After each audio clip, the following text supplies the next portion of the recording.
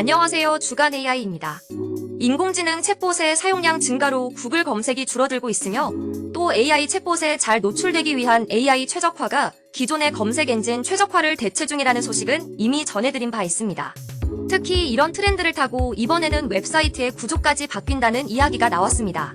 글로벌 SEO 전문 인투이트 메일침프의 엘렌 마메도프 이사는 8일 월스트리트 저널과의 인터뷰에서 AI 챗봇 사용량 증가로 인해 사람들이 회사 사이트에 직접 방문하는 것이 줄어들며 일부 웹사이트의 트래픽이 꾸준하게 감소하고 있다고 밝혔습니다. 그래서 이 회사가 대응책으로 내놓은 것은 크롤러로 알려진 봇이 정보를 더 잘 수집하도록 웹사이트 구조를 바꾸는 것입니다. 크롤러는 AI 회사가 모델 학습에 필요한 데이터를 수집하기 위해 운영 중인 봇입니다. 치열한 모델 경쟁이 펼쳐진 지난해부터 북악 웹사이트 운영자들에게는 기피 대상으로 꼽혔습니다. 크롤러는 허락 없이 웹사이트의 콘텐츠를 무단으로 퍼가는가 하면 디도스 수준의 접속으로 장애를 일으키는 주범으로 꼽혔기 때문입니다.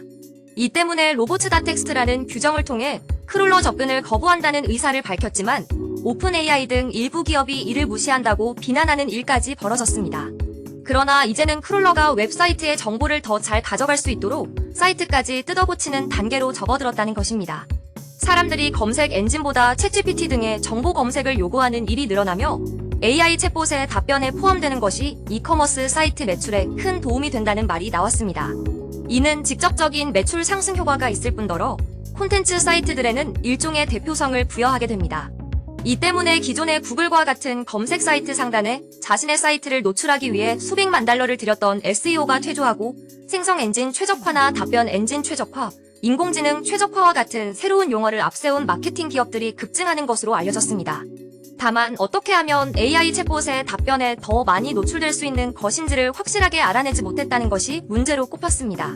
또 AI 모델을 서비스하는 입장에서는 누군가가 챗봇 답변에 영향을 미치면 신뢰도에 문제가 생기기 때문에 이를 두고 볼 리 없습니다. 그래서 GEO는 아직 완성되지 않는 기법으로 알려져 있습니다. 그런데 메일침프는 웹페이지가 로드되는 속도와 사용자 활동을 추적하는 데 사용되는 코드 조각과 같은 기술적 요소가 중요하다고 주장하고 있습니다.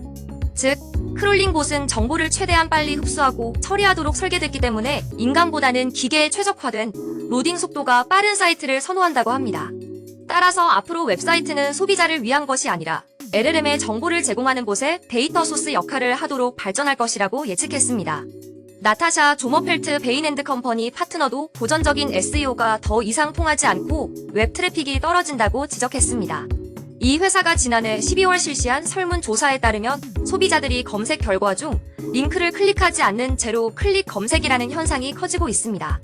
이는 생성 AI를 사용자 중 42%가 쇼핑 추천에 챗봇을 사용한다는 것과 무관하지 않습니다. 이런 추세를 타고 오픈AI는 최근 챗GPT 검색에 쇼핑을 추가했습니다. 이는 단순한 우연이 아닙니다.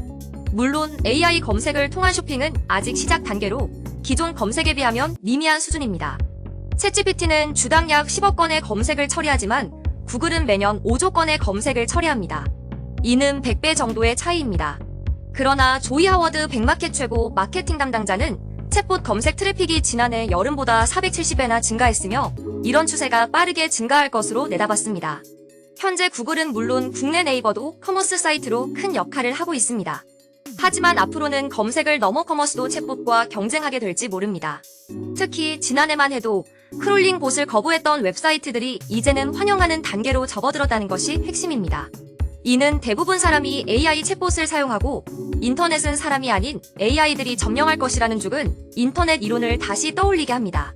니킬 라이포레스터 수석 분석가는 아직 구글이나 빙 검색을 챗GPT로 완전히 대체한 소비자는 거의 없다고 말했습니다. 하지만 AI가 검색에서 더 큰 역할을 맡게 되며 마케터들은 AI의 응답에 포함되기 위해 더 집중하게 될 것이라는 예측입니다. 그는 SEO 팀들은 속수무책 상태라며 앞으로 웹 트래픽, 순위 클릭률 등의 지표들은 의미가 없어지게 될 것이라고 말했습니다. 이어 국내외 주요 뉴스 전해드립니다. 메타가 내년에 출시할 스마트 안경에 24시간 모니터링이 가능한 기능을 추가할 계획이라고 합니다. 프라이버시 문제 등이 지적되지만 결국 AI 음성 비서는 24시간 작동하는 것이 이론적으로는 맞습니다. 이 문제가 어떻게 해결될지 주목됩니다. 카카오가 야심차게 준비한 AI 챗봇 카나나가 클로즈드 베타 테스트를 시작했습니다.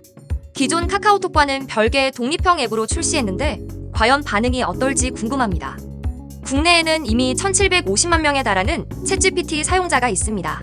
오픈AI가 세계 각국 정부와 데이터 센터를 만들고 현지에 맞춘 AI 모델도 개발해주는 공동 사업 프로젝트를 발표했습니다. 벌써 주요국들의 반응이 대단하다고 합니다. 오픈AI 모델을 현지화하면 별도 모델을 만들 필요도 없어집니다. 지금까지 주간 AI였습니다.